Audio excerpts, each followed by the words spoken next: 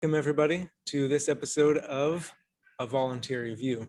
It's me, Jeff, and I'm here today with a very special guest, Connor Boyack, who's the president of the Libertas Institute, a think tank in Utah specializes in liberty, as well as the author of the Tuttle Twins books and various other books. We're really excited to have him on the show. Connor, thank you for coming. Thanks for having me. Glad to be here. Wonderful. So now you've got a name for yourself in the liberty community, especially with the Tuttle Twins, and locally in Utah with the Libertas Institute. But how did all of that come about? As you started pretty small, I think, but made a big splash. So I had some stops and starts at the beginning before I founded Libertas Institute. I was on Mike Lee's Senate campaign when he was first elected.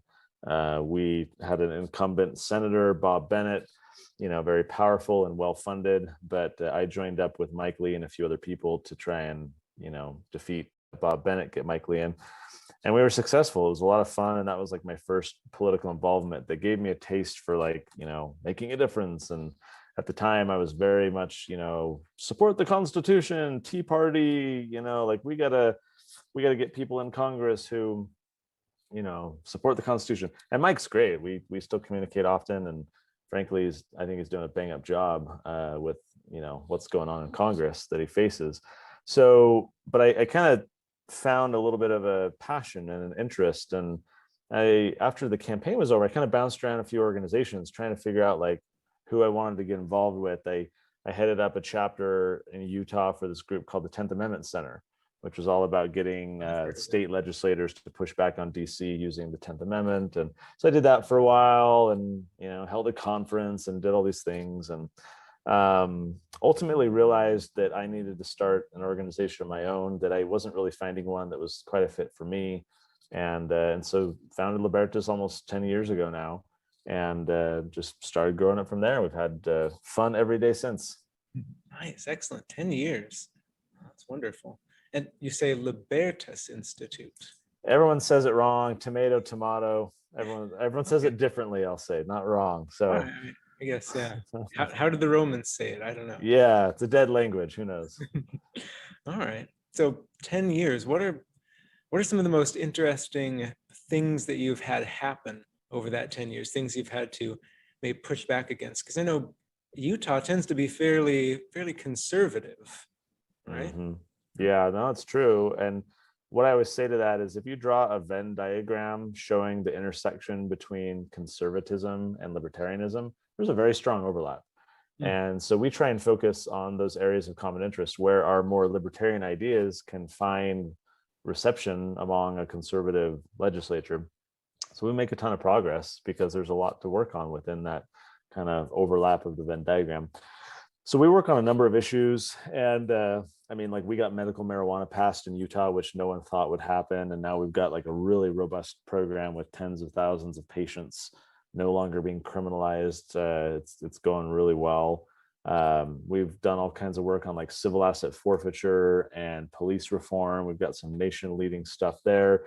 We do a lot of free market business, regulatory reform kind of stuff. And just yesterday, the governor, we had a little signing ceremony up at the Capitol, signing our big deregulation bill. That's the first of its kind in the whole country that we're now then going to go help other states do as well. So we try and think outside the box. We're very kind of lean and mean and very strategic in what we do. A lot of groups will just kind of, publish a video or write a white paper or write an article on their website and hope that someone does something about it. We're very intentional about saying how are we actually going to get this done? And what is it actually going to take to persuade people and change their hearts and minds, and what legislators are going to be the most interested in, what stakeholders do we talk to? We think extremely strategically about what we're trying to do, because we actually want to make a difference. We want to go home at night and feel like we're making an impact and not just twiddling our thumbs. But 10 years in, we've changed dozens and dozens and dozens of laws and made a real positive impact on a lot of people's lives. So it's just very gratifying work to be doing. Very nice. Having an action plan is huge for that, for sure. Now, I'm curious about the deregulation bill you mentioned. What does that entail? So this is what's called a regulatory sandbox. Now, if you think of like the computer world, a sandbox is a testing environment. If you have like a website or you're making an app, you'll have a testing environment, which is often called a sandbox, where you can try and break things and you can test it out and see if it works before you then, put it into production and make it live for everyone. So a regulatory sandbox is somewhat similar. It's a testing ground where companies can operate under a lower regulatory environment and have a certain law or regulation suspended so that they can continue to operate while the legislature catches up to them. And so this is, it kind of flips on its head how this traditionally works when companies will go, kiss the ring and try and hire lobbyists and try and muscle their way through, or they just start operating and get tickets. Like when Uber and Lyft came to town, right? Their drivers across the country were just getting written up for tickets because it violated these taxi laws. And these companies just had to like muscle their way through legislatures and city councils to get it done. So Sandbox says, hey, let's not punish anyone. Let's give them a little regulatory safe space where as long as things are safe, as long as no one's being harmed or defrauded, they can, we can shield them from this law or this regulation and let them prove themselves and show that there's no actual problem. No one's being harmed, no one's being, defrauded or anything like that. And then the legislature, the city council, right, can play catch up and amend their laws and say, okay, it's time to come out of the sandbox, but we changed the law so that your new innovative, business model, if you're Airbnb or if you're food trucks or whatever, you now have a legal environment that allows your new business model that does things a little bit differently to succeed rather than being shut down because, oh, we passed a law 25 years ago that says, you can't do that. But these lawmakers can never foresee every new innovative, way of doing things. And so a regulatory sandbox is a model where there's that flexibility moving forward so that when that new innovative company comes along, they're not shut down or given a cease and desist or fines. There's a process for them to be kind of shielded from that while the legislature plays catch up to that new business model or product or service. Wow, that sounds really neat. Kind of still got the conservative comfort blanket of, oh, these laws are in place, but also the freedom to innovate, come up with a new idea that's kind of violating one of the current laws. Do they have to apply for the sandbox or does it happen automatically? Yeah, there's an application process where you go through, the regulators are involved. There's a lot of oversight just to give everyone that comfort that you're talking about.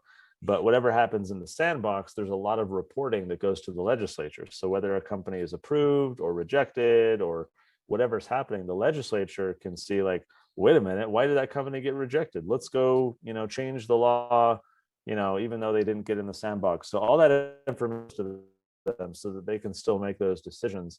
Right now, if an innovative company comes along and wants to change things, they've got to muscle their way through and hire lobbyists and the elected officials have no information. They don't, where you can generate data and see if any problems arise from this company operating under this kind of experimental process.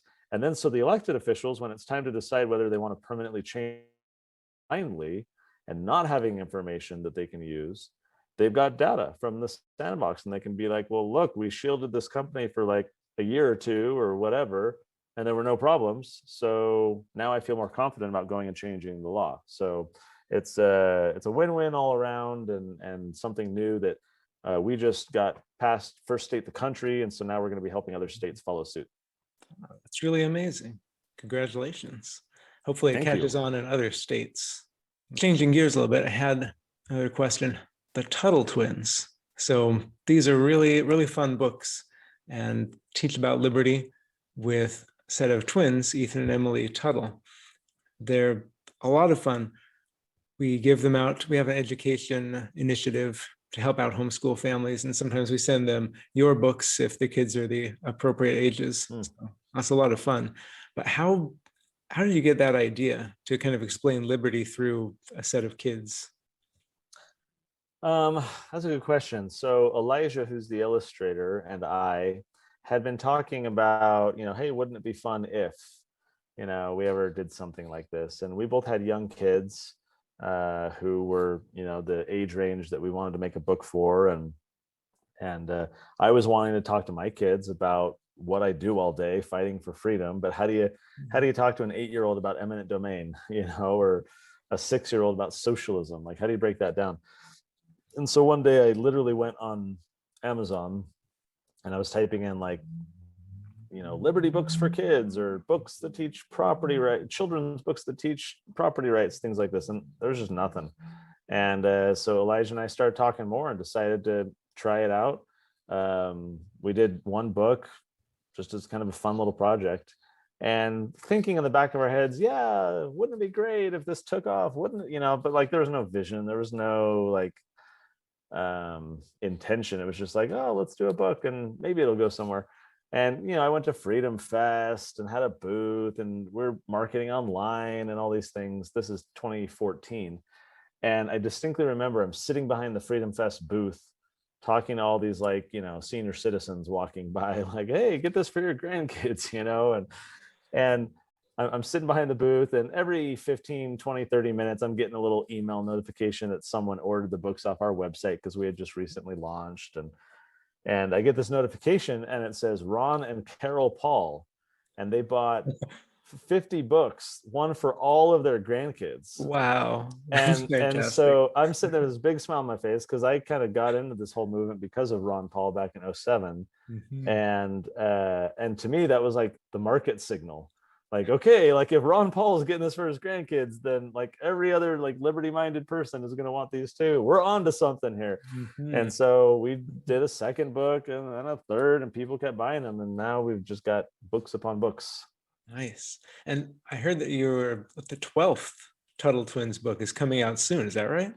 That's right. Yeah. Based on Crisis in Leviathan by Bob Higgs, which is all about how the government grows during crises, because everyone gets scared and then they ask for help from the government. And the government's very willing to provide help if only we surrender our freedoms. And Bob Higgs coined the term ratchet effect to, if you know how the ratchet tool works, you tighten in one way and then it goes right back, and then tighten another way. But it only goes in one direction. You can only turn it that way. And so he used that to explain that government grows, but then that becomes the new normal, right? The new baseline. 9/11 happened, but now we have the TSA, and the TSA is never going away. You get these new normals where the ratchet effect then considers that the new baseline. And then this crisis happens and the government grows, and then it grows again. And so that's what our book is kind of introducing through a fun little fantasy game story.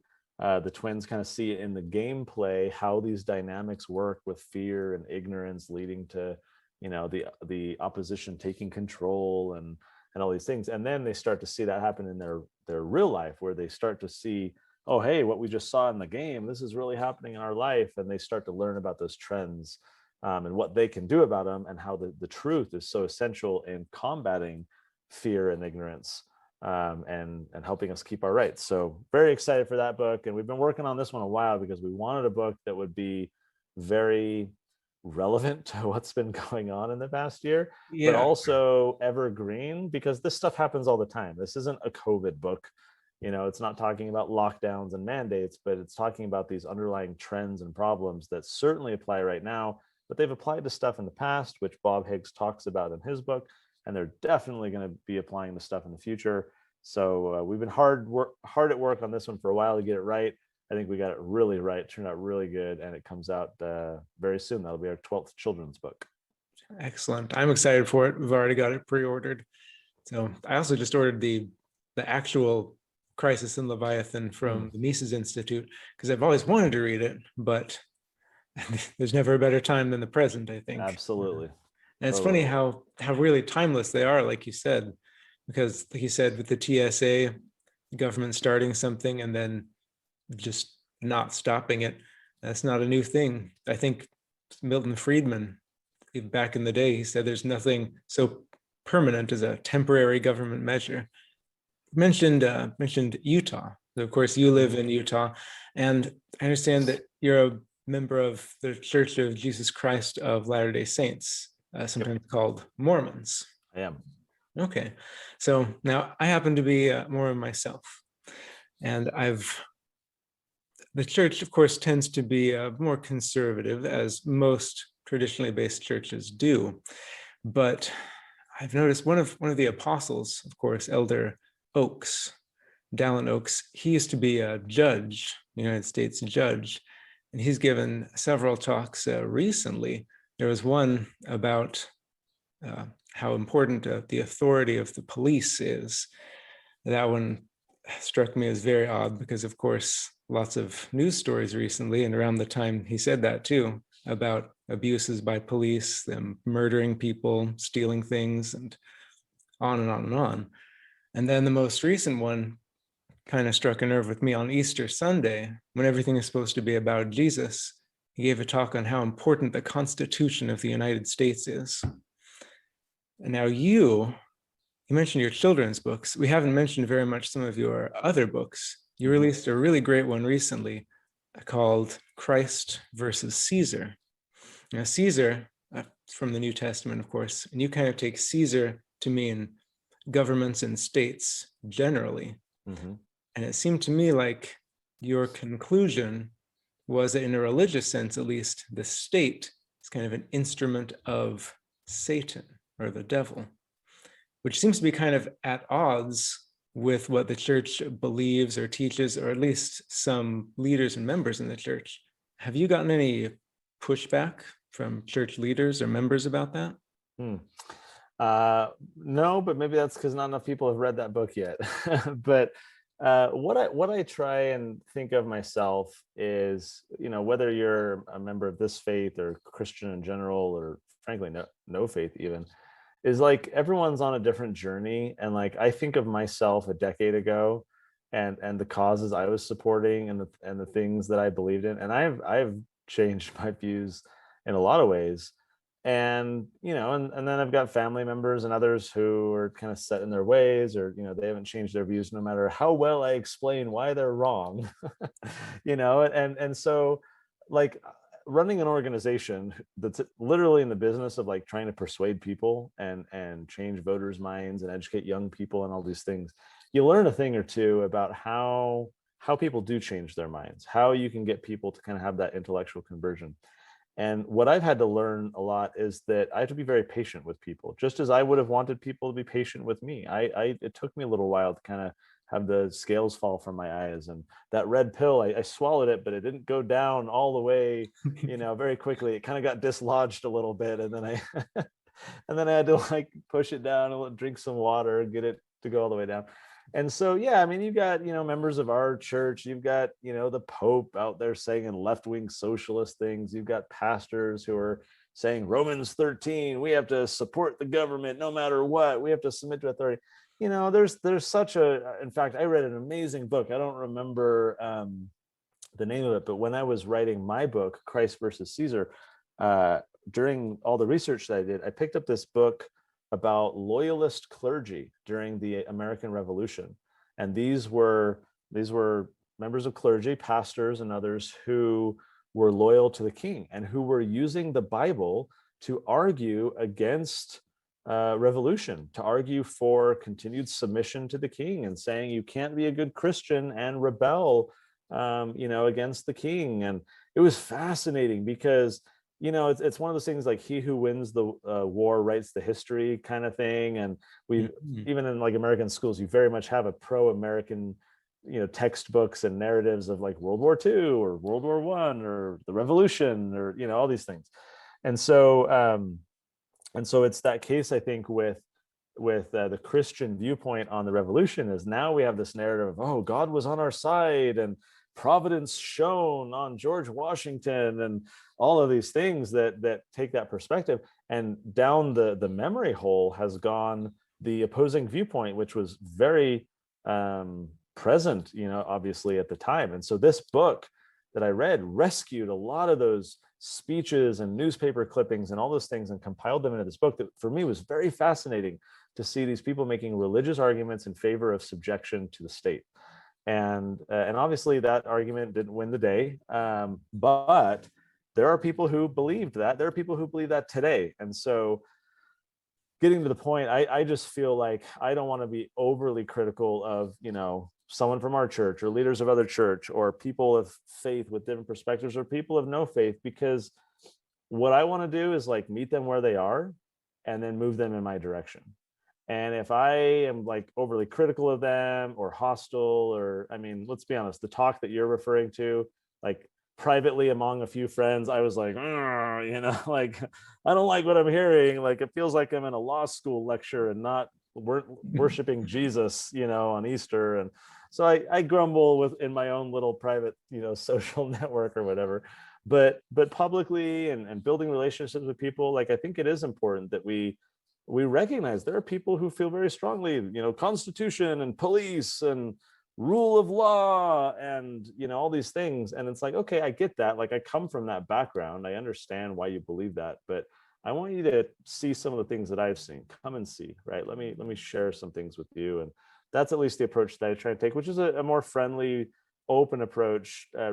Early, I mean, a decade ago, it was, you're wrong, here's why. And I'm going to type up this great Facebook comment to tell you why I'm right. And I realized over the course of a few years that was a less effective way of communicating with people and persuading them to your point of view. And so I've learned a thing or two along the way that I try and exemplify when I encounter people like this who are saying things I think are nuts. It's like, well, I mean, I agree with them on a lot of things. So let's build on that foundation and maybe set aside that stuff you said and let me show you some stuff over here. And anyways, that's just kind of a general approach I try and take.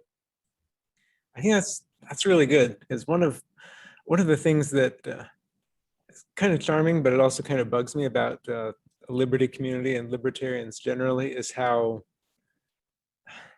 snarky they can be.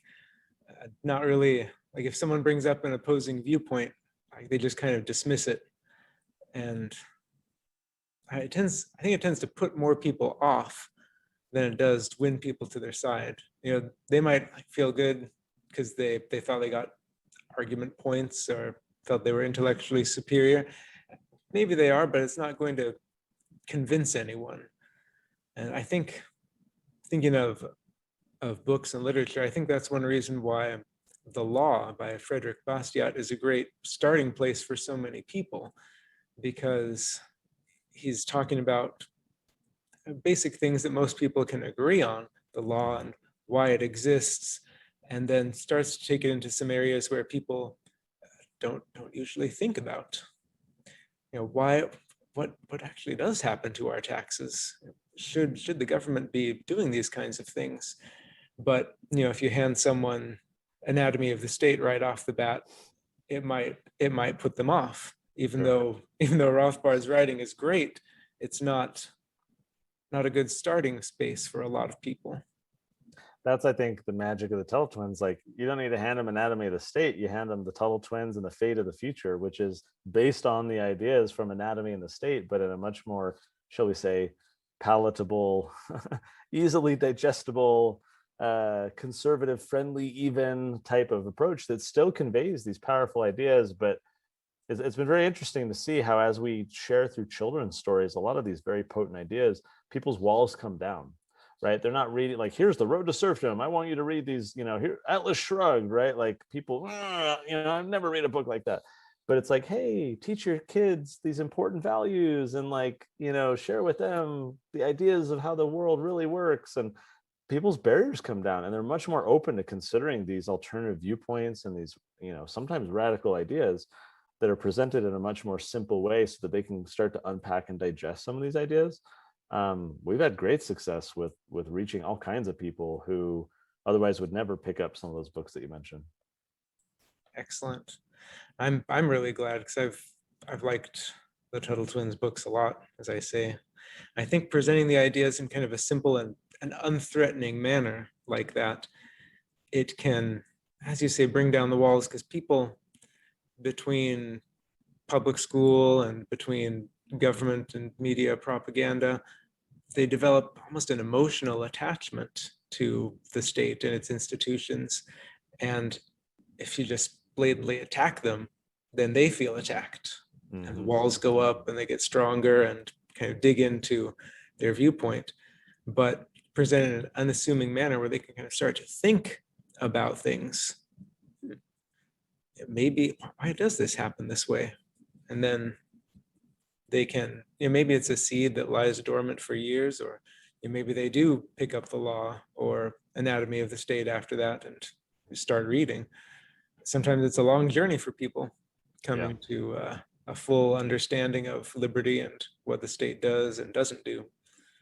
But I think that's one thing we try to do at Voluntaryism in Action too. We go kind of the charity route because everyone likes charity. You want to help people.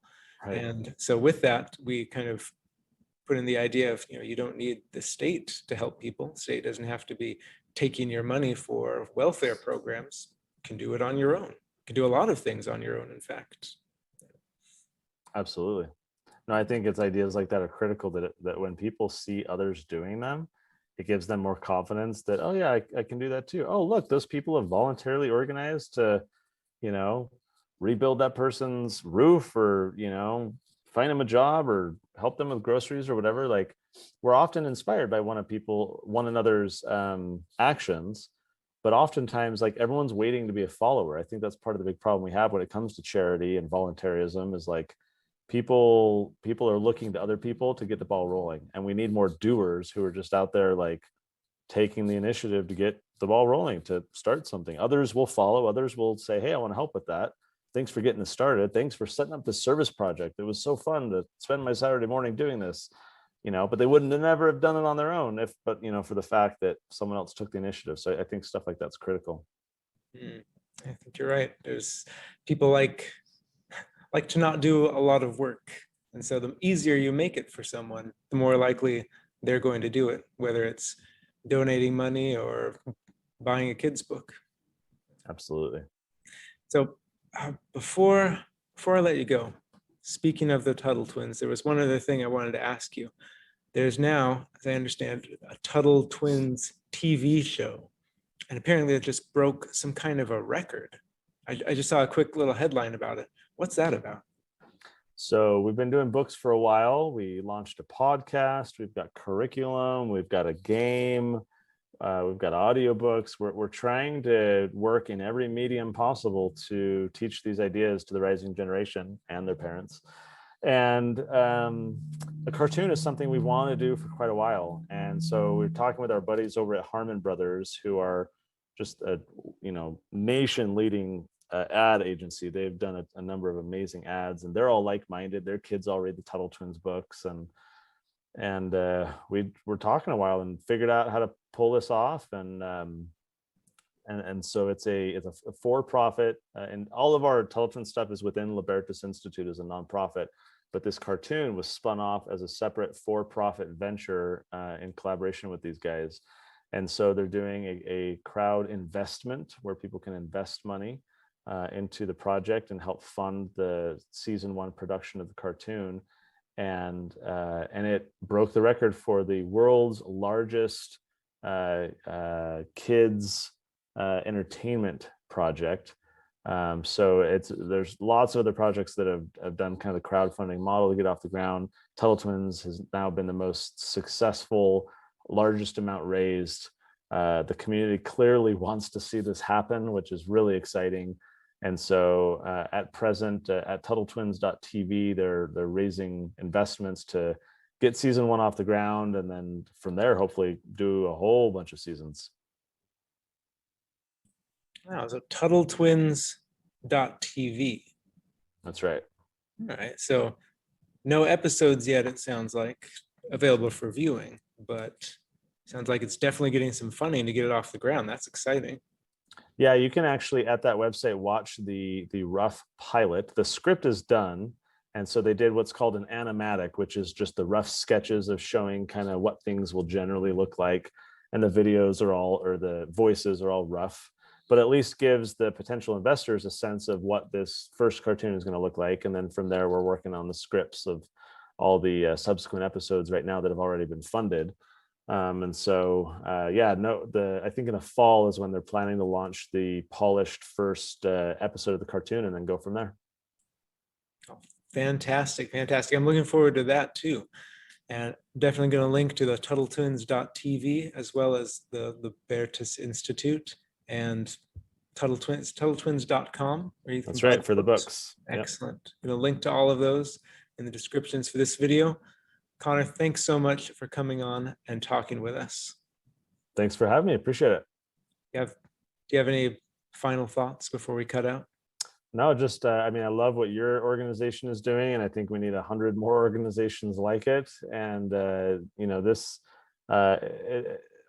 the problem we face, I feel like, is putting ideas into practice. It's fun as libertarians to sit around and theorize about a utopian world. If only people would, agree with us. And then you get the Libertarian Party that I think is, its own uh, attempt at unsuccessfully trying to get involved electorally.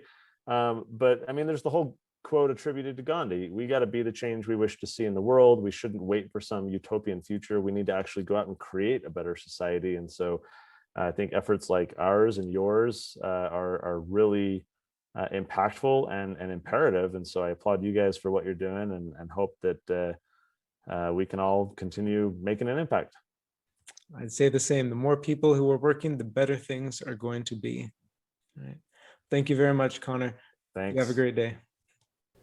Hey, thank you very much for watching this video. If you liked it, please like, share, subscribe, drop a comment. If you'd like, please go over and visit our website and donate to one of our causes. VIA couldn't do anything without the generous support of donors like you.